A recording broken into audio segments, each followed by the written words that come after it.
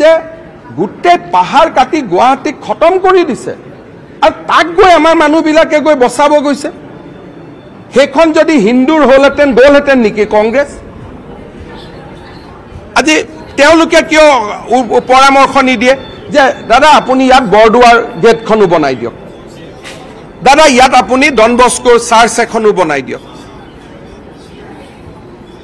তিনিটা বনাব লাগে নে নাই? অসমতো তিনিটা সম্প্ৰদায়ৰ মানুহ আছে, কেনেকৈ ই অসমৰ গৌৰৱ হ'ল? চকুত কি পিন্ধি ৰাখিছে কংগ্ৰেছ বিলাকে? আমাক কি বনাব খুজিছে? এইটো জেহাদৰ বাপ কৰি আছে।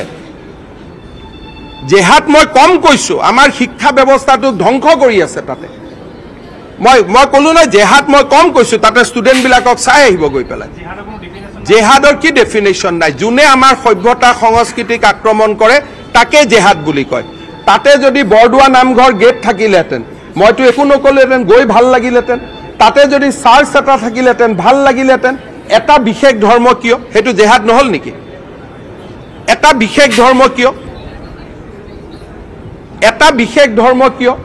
আৰু পানীটো পাহাৰটো মেঘালয়ৰ ফালে কিয় কাটি দিয়া নাই? কিয় গুৱাহাটীৰ ফালে কাটি দিছে? শ্লপিংটো চাব, ইমান ডেঞ্জাৰ মানুহ।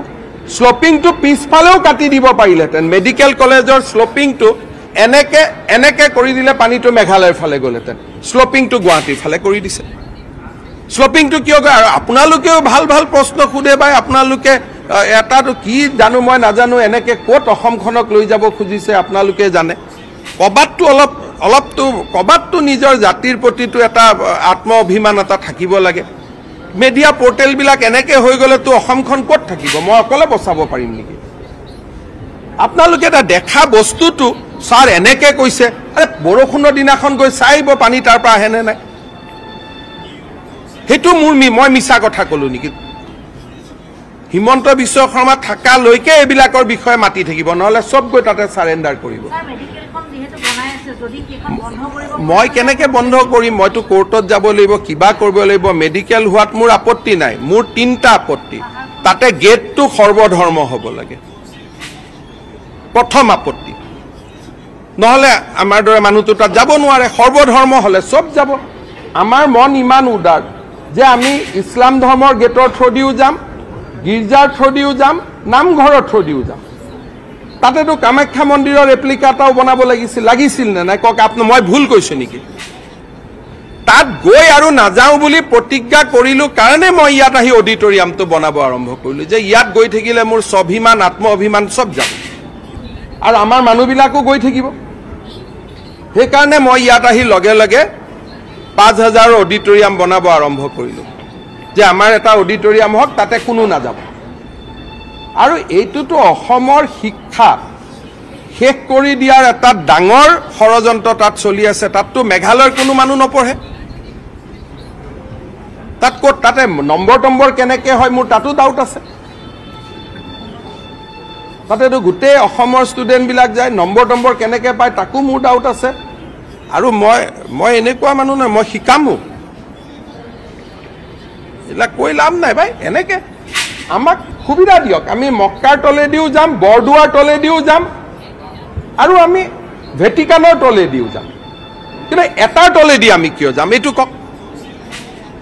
সেইকাৰণে আজি কংগ্ৰেছ দলক মই সুধিছো যে USTMৰ মালিকজন যদি হিন্দু হ'লহেঁতেন কি কৰিলেহেঁতেন? USTMৰ মালিকজন যদি ৰিণিকী ভূঞা হ'লহেঁতেন কি কৰিলেহেঁতেন? সেইটো কওক। তেতিয়া কি হ'লহেঁতেন? নাই তেতিয়া কি হ'লহেঁতেন এইটো কওক। ধৰি ললো USTMৰ মালিকটো ৰিণিকী ভূঞা হ'লহেঁতেন, তেতিয়া কি হ'লহেঁতেন? তেতিয়া ক'লেহেঁতেন নে পানী নাহে বুলি? আৰে ৰিণিকী ভূঞা শৰ্মাই যি কৰিছেতো অসমৰ ৰাইজকে দি থৈ যাব, কোনো লৈ নাযায়। এটাকৈ যি কৰিছে অসমৰ ৰাইজকে দি গৈ আছে। নিউজ লাইভো অসমৰ ৰাইজক দি থৈ যাব, চব অসমৰ ৰাইজকে দি থৈ যাব। মোৰ ল'ৰা ছোৱালীৰ কাৰণে একো নাথাকে, সেইটো চিন্তা কৰিব নালাগে। এইটো আপোনালোকে ধৰি লওক যে ৰিণিকী ভূঞাই যিখিনি কৰিছে, যেনেকৈ গণেশগুৰি মাটিটো দেখুৱাইছিল, তাত এতিয়া কি হ'ল? সাই বাবাৰ মন্দিৰ হৈ গ'ল। মোৰ নেক্সট মাটি এটা আছে জুৰুডত, তাত এতিয়া শিৱজীৰ মন্দিৰ এটা বনাব গৈ আছো। বান্দিয়া স্কুলো এসময়ত অসমৰ ৰাইজৰ কাৰণে আহি যাব, ৰিজৰ্টো অসমৰ ৰাইজৰ আহি যাব। মোৰ ল'ৰা ছোৱালীকতো একো নালাগে, চব ইয়াতে থাকি যাব। এইটো চিন্তা নকৰিব, উইলখন পঢ়িলে গম পাই যাব পিছত। একো লৈ যোৱা নাযায়। খালি কাৰোবাৰ যদি উপাৰ্জন হয় টকাকেইটা কি কৰিব এটা নিউজ লাইভত প্ৰফিট হলে টকাকেইটা পানীত পেলাই দিলে হ'ল ৰাতিপুৱাই গৈ পেলাই এটা কি কৰিব এতিয়া কিবা এটাটো কৰি থাকিব লাগিব নহয় জীয়াই থাকালৈকে গতিকে এইবিলাক কৈ লাভ নাই এইবিলাক অসমৰ সম্পত্তি বুলি ধৰি থৈ দিয়ক